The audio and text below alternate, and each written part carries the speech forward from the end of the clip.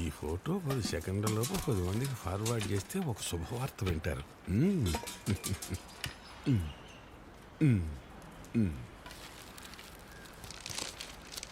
ఈ good morning uncles పెట్టే WhatsApp ఫార్వర్డ్లతో మీ gallery కూడా నిండిపోతుందా?